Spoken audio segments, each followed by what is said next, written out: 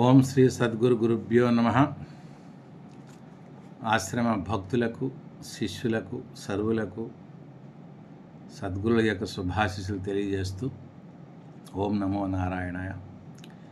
నేటి విషయం, విశ్వంలో అన్నిటికన్నా దుర్లభమైనది మోక్షం. అటువంటి మోక్షం పొందాలి అంటే ఏం కావాలి అన్నటువంటి విషయాన్ని మనం తెలుసుకుందాం. దుర్లభమైనటువంటి విషయాలు ఏమిటి, అవి అందరికీ ఉంటున్నాయా లేవా అని కూడా మనం ఈరోజు తెలుసుకుంటాం. అందుకే జంతువునాం నరజన్మ దుర్లభం అని శంకర భగవత్పాదులు తెలియజేశారు. జంతువులన్నిటిలో మానవ జన్మ దుర్లభము, చాలా కష్టము అన్నారు. ఎందుకంటే పశువులు, పశుపక్షాదులు ఉన్నాయి, వాటికి ఏమైనా కష్ట సుఖాలు చెప్పుకోగలిసిన పరిస్థితి ఉందా? ఎద్దులు దున్నుతుంటాయి, జ్వరం వచ్చినా, జ్వరం లేకపోయినా, తిండి తినలేకపోయినా, అనారోగ్యంగా ఉన్నా యజమాని కొడుతూ దున్నిస్తుంటాడు. తనకు బాధ ఉంది కూడా చెప్పుకోలేవు కదా. అది మానవ జన్మ లేదు కదా. సులువుగా చిన్న కడుపు నొప్పి వస్తే 100 మంది వైద్యులు వస్తారు, 100 మంది బంధువులు వస్తారు. ఈ అవకాశాలు ఆ జన్మలకు ఉన్నాయా? ఎంత బాధతోనైనా వారు చేయవలసిందే. కాబట్టి మానవ జన్మ దొరకడమే చాలా కష్టం. మనకి భాగవతంలో కూడా చెప్పారండి, దుర్లభో మానుషో దేహ అన్నారు. మానవ శరీరం లభించడం చాలా దుర్లభం అని భాగవతం చెప్తుంది. మరి విషయగ్రహణ శక్తి పశుపక్ష్యాదులకు ఎక్కువగా ఉంటుంది.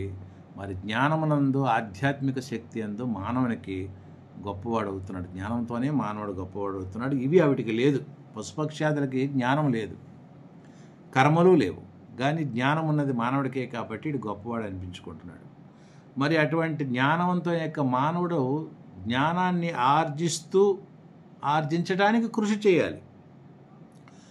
పశువుల్లాగా ఆహార పదార్థాల కోసం పడకుండా ఈ జీవితాన్ని ఏ విధంగా ధన్యత చేయించుకోవాలి, సార్థకత చేసుకోవాలి అన్నటువంటి విషయంలో మనం ప్రయాణం చేసుకుంటున్నాం.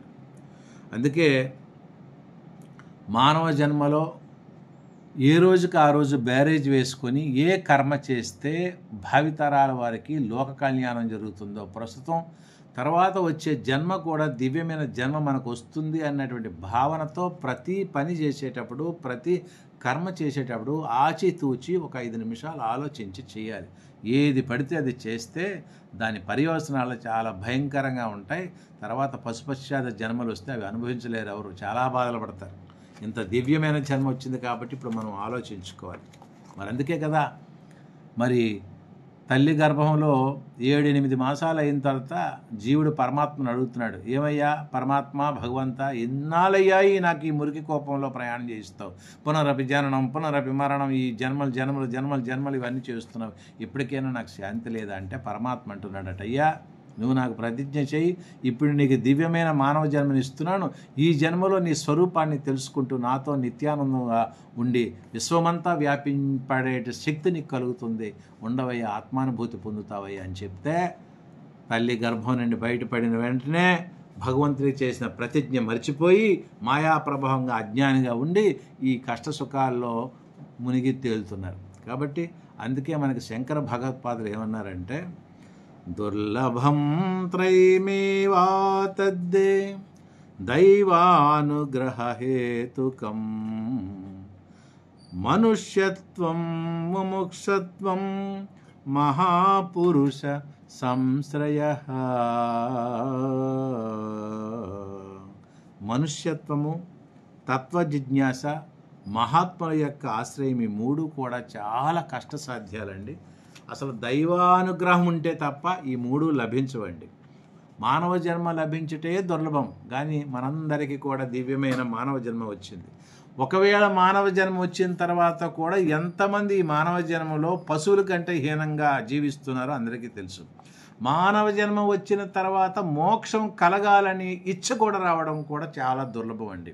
ఎంతసేపు అనిత్యమైన పదార్థాల భవనాలు వచ్చాయా, ఇతర దేశాలకు వెళ్ళామా, పదవులు వచ్చాయా, ఆస్తులు వచ్చాయా, బిడ్డలు వచ్చాయా, సంసార లంపటాలు కోరుకుంటారు తప్ప నాకు మోక్షం కావాలన్నటువంటి కోరిక కలగడం కూడా చాలా దుర్లభం. నెంబర్ 1 మానవ జన్మ రావడం దుర్లభం. నెంబర్ 2 మోక్షం కావాలనేటువంటి ఇచ్చ కూడా కలగడం. 3వది మహాత్ముల యొక్క సంశ్రయం అంటే ఆశ్రయం. మరి బ్రహ్మ సాక్షాత్కారం పొంది సమాధి నిష్ఠా గరిష్ఠుడైనటువంటి సద్గురు యొక్క ఆశ్రయం కలగటం కూడా చాలా దుర్లభం.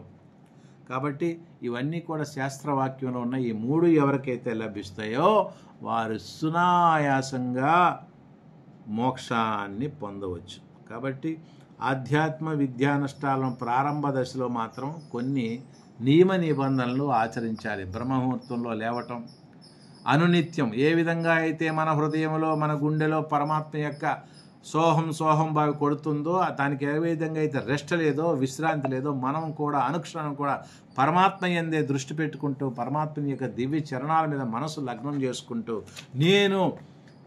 నేను అనిత్యమైన పదార్థాన్ని కాదు, నేను ఈ దేహాన్ని కాను, నేను ఈ పంచభూతాలని కాను, నేను ఈ సృష్టిలో ఉన్న మిథ్యతో సంబంధం నాకు లేదు, నేను కేవలం బ్రహ్మనే తత్వమసి, నేను పరమాత్మనే, నేనే బ్రహ్మను, నేనే పరమాత్మ అన్నటువంటి భావనలో ఉండాలి. అందుకే మరి అటువంటి సిద్ధుడైన కృతకృత్యుడైన గురువు యొక్క దివ్య చరణాలను ఆశ్రయించి మనం ముందుకు పోవాలి. అటువంటి గురువుల దగ్గరికి వెళ్ళి అటువంటి గురువులు దర్శనం చేస్తేనే మన యొక్క పాపములన్నీ కూడా నశించిపోతాయి. అలాంటి గురువులను ఆశ్రయిస్తూ ఈ 3 లక్షణాలు దుర్లభం కాబట్టి, ఈ 3 మనకి కలిగాయి కాబట్టి తప్పకుండా మోక్షాన్ని పొందినటువంటి అవకాశం మనందరి చేతిలో ఉంది. కాబట్టి అందరూ కూడా దీన్ని ప్రయత్నం చేస్తూ ఆ దివ్యమైన పరమానుభూతి నిత్యానందానికి అందరూ కూడా పొందాలని కోరుకుంటూ మీ స్వామీజీ వారు కృష్ణచరణానంద భారతి స్వామీజీ, శ్రీ యాజ్ఞవల్క రాజాశ్రమ పీఠాధిపతులు, ముండూరు, ఏలూరు జిల్లా, ఆంధ్రప్రదేశ్. హరి ఓం.